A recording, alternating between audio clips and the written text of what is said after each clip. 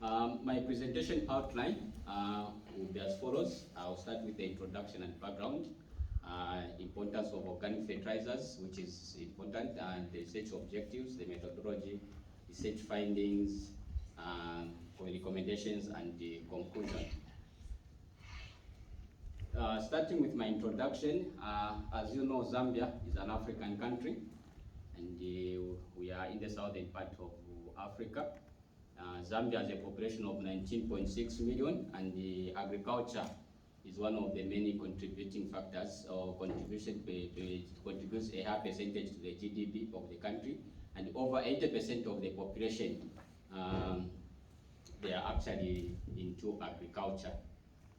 In as much, of course, we all understand that climate change is a real issue, and some of the causes is actually the unsustainable human activities, of which most of us are contributing to that, and this has led to unsustainable natural ecosystems.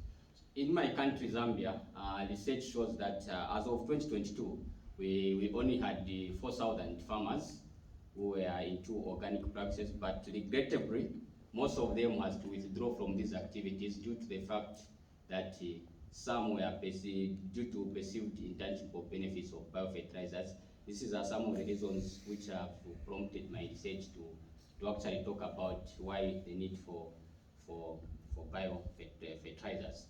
Of course, before we can even go further into the discussion, we need to understand what are biofertilizers and what exactly am I talking about. Biofertilizers, by definition, are biological preparations of efficient microorganisms that promote the plant growth by improving nutrient acquisition. Of course, biofertilizers have got a lot of effects to the soil, and one of these is the increase in soil nutrient content, and also diversification in soil microbial community, and well as nutrient stabilization, and improves the physiochemical properties of the soil. So that's why we need the biofertilizers to our soils for these important factors which the biofertilizers actually contribute to our soils. Now, what is the aim of my research?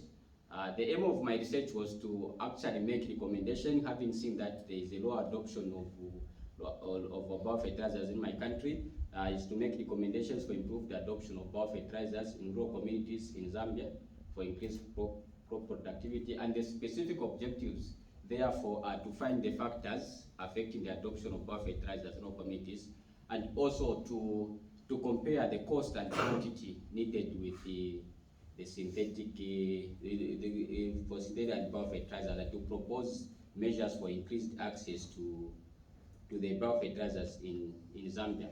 So the methodology which was applied during my research was a case study approach, of which we had to do focus group discussions of 40 farmers in Mukoshi. We also had to use some secondary data and some interviews with key informants, and data was analyzed using SPSS for some of the objectives of the research.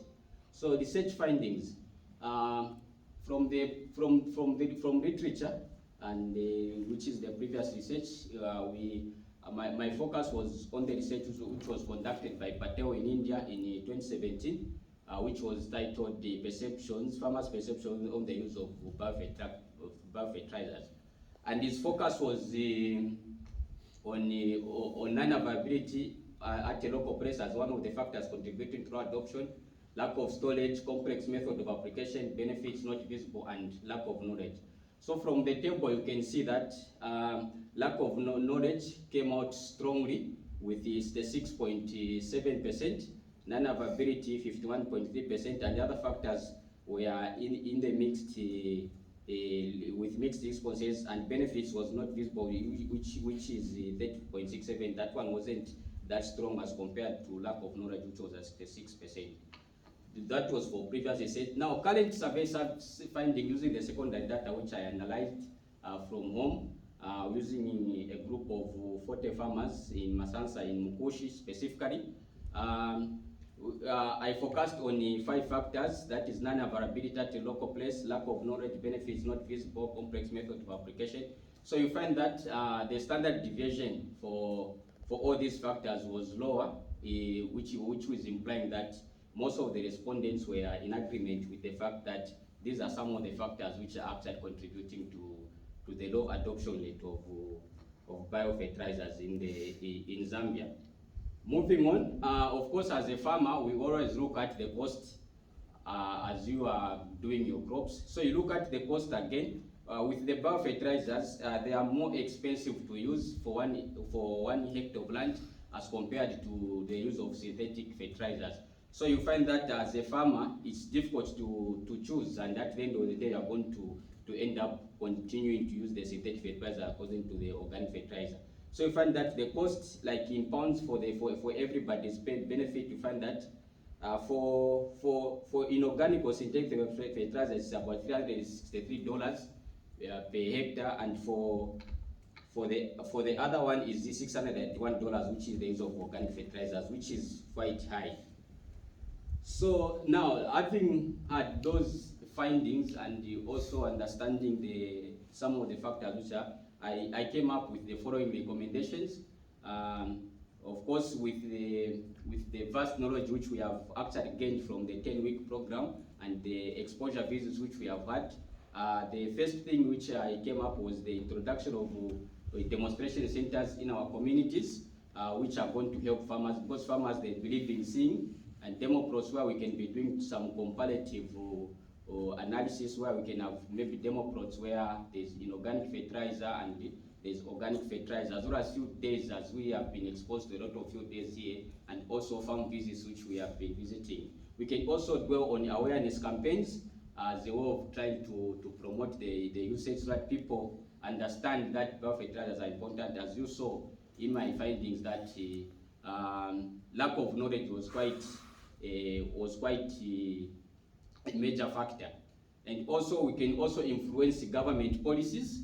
Of course, like in Zambia, we have got this program of farmer input support program. You find that in that package, they don't include biofertilizers, but they just give organic fertilizers. So we can encourage governments to actually include biofertilizers in that package, and also subsidizing it to ensure that the biofertilizers become affordable for every farmer. On top of that, of course, we need to now provide trainings. From what we have learned from the school here, we have learned a lot of things about how you can utilize the local available materials, that is farmyard manure, to actually come up with the cheap organic fertilizer. So we can also dwell on that, and also try to train our farmers on the formation of cheap organic fertilizers. So in conclusion, we have seen that cost, availability, and lack of knowledge, and invisible benefits and levels of income are some of the factors which are affecting the adoption of biofertilizers in the country, from both the survey and also the previous research which were done by other researchers. So therefore, there is need to start promoting the adoption of biofertilizers to increase the soil nutrient content, for increased productivity of crops in my country, Zambia. And lastly, we can say climate change is real, and everyone is aware of it. And the earlier we start adopting such kind of improved sustainable farming techniques, the better for us all. These are my references, and thank you so much for your time. Brilliant.